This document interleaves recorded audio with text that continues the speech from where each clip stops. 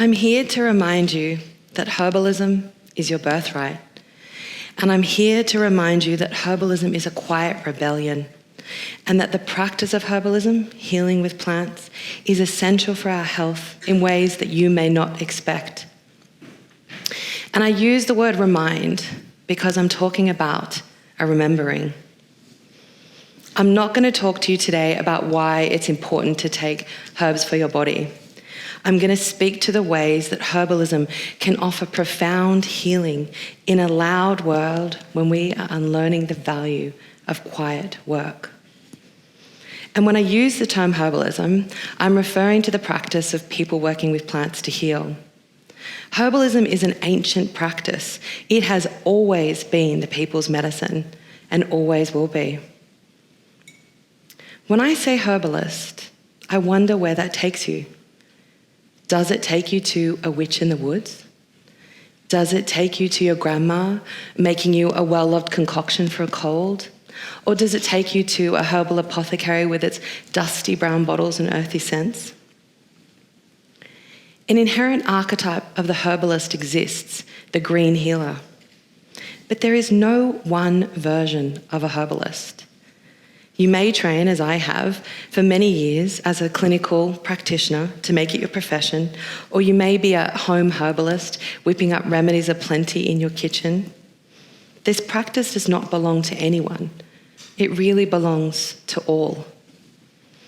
And it can be hard to see yourself in this archetype if that's not how you walk in the world.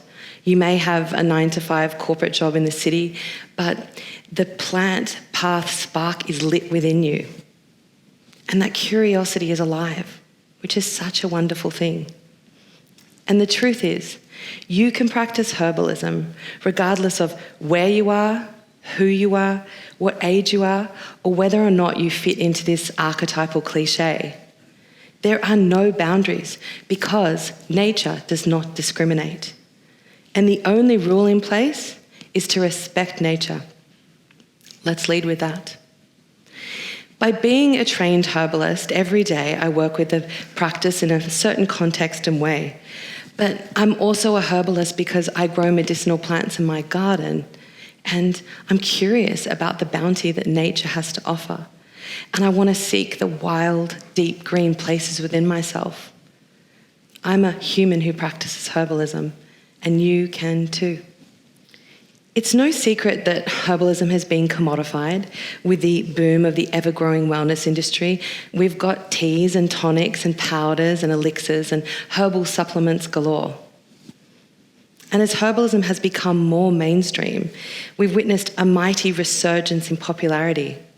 The awesome byproduct of this boom is that the awareness of the power of plants has grown exponentially. Herbs are reaching into more homes, which is such a wonderful thing. The maybe not so awesome byproduct of this boom is that this frames working with herbs as a consumer-based practice and not a personal practice. Because the herbalism that I am talking about, it's not packaged, it's within you. And here is the truth. There is no separation between nature and yourself. You are nature. We are nature. We are kin. Plants for the people and people for the plants. But the feeling of separation is more common for most people than the feeling of union. Why do we feel that separation? We feel this separation because we're living in a world that is actively unlearning the instincts of connection. We collectively have disconnected from primal practices, from self, from nature, from creativity, from community, and from spirit. We are hardwired as humans to connect to nature, to cultivate a relationship with the earth and our surroundings. The society we have created forces us to disconnect in order to serve someone else's idea of what a modern successful life looks like. A life that places very little value on the concept of deep green connection. And the result of this fragmentation is that people are weary. People are overwhelmed. People are unwell. And people are sincerely worried about the future. And I get it. I too am weary. I too am overwhelmed. I'm terrified of climate change. It's a lot. It's a lot. So I take a breath and I invite you to take one with me. And I ask myself, how can I show up and be of service in a time this wild? And what I know I can do and teach others to do is to engage in the valuable practice of herbalism, because it is essential.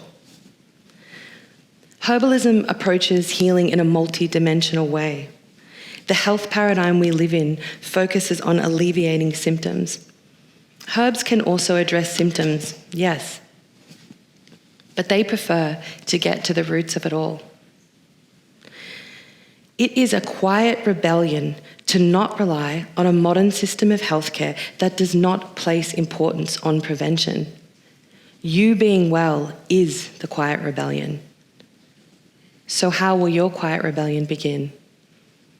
One of the simplest ways to reconnect is to grow a herbal garden, truly.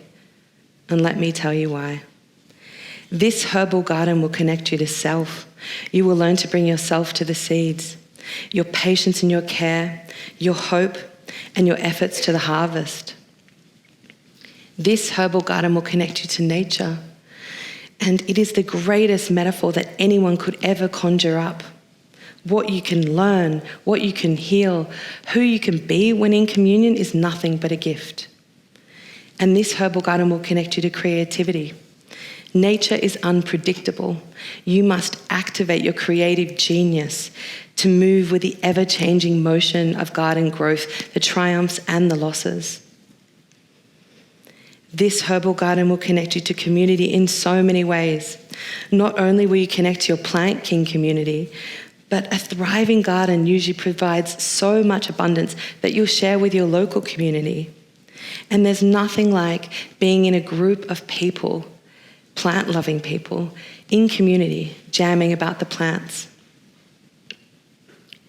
This herbal garden will connect you to spirit. It will open you up to the unseen forces, the miracle of how a plant deemed a weed will persist with such might in a seemingly void place to grow because it belongs and it has the right to be, just like you.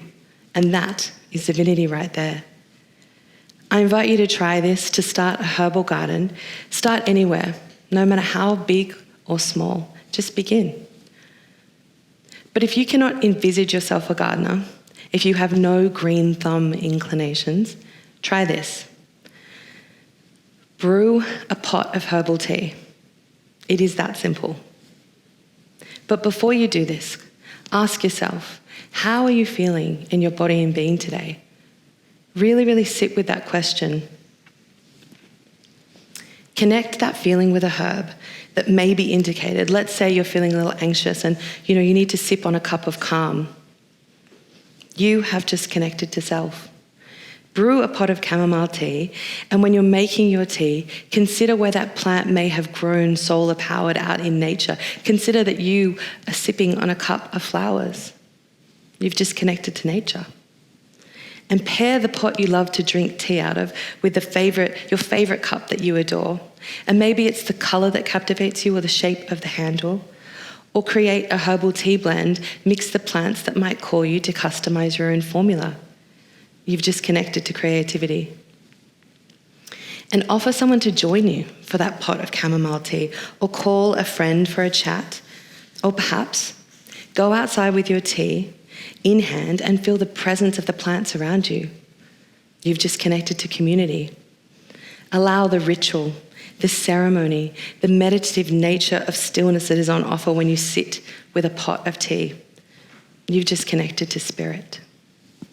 There is so much healing on offer within the container of the slow, the quiet, the invitation into connection and reciprocity.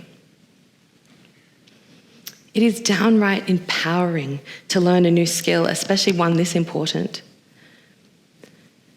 I do not want to alarm you with words like survival, but I will say that the practice of herbalism is essential for the longevity of people in more ways than one.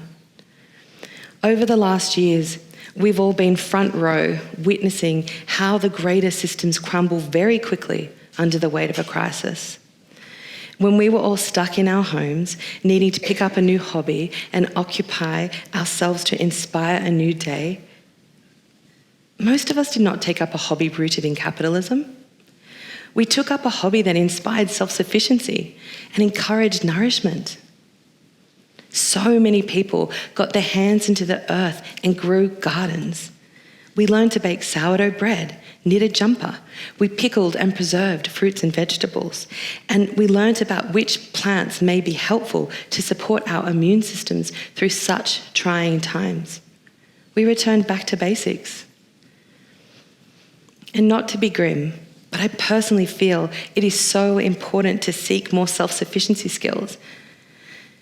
And surprise, surprise, herbalism is an excellent self-sufficiency skill to have up your sleeve.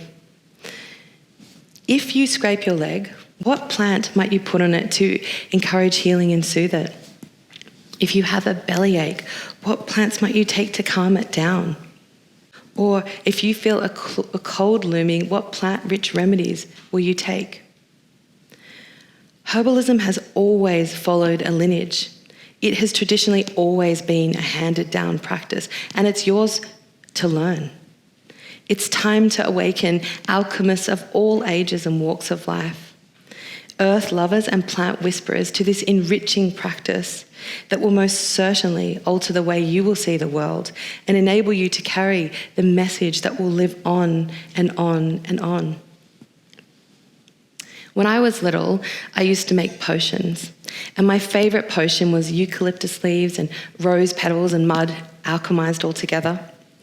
And these concoctions always returned to the earth. They were never actually ingested. But, I was in training from a tender age. And because I was able to play, to connect to nature, to be creative, I felt a sense of deep belonging, and the veil between me and earth, it melted and it shaped me. And I stand here today because of those potions made under the sway of the eucalyptus trees. I've witnessed all sorts of things be mended by herbalism, but the greatest mended miracle it seems to bring is that the practice reminds us that we belong. And in the belonging, the disconnection dissolves, because it is so important for our human experience to support the integration of our bodies, minds, hearts, and spirits with the beat of our greatest mother of all, the earth. So let us continue this quiet rebellion. Back to the land we go.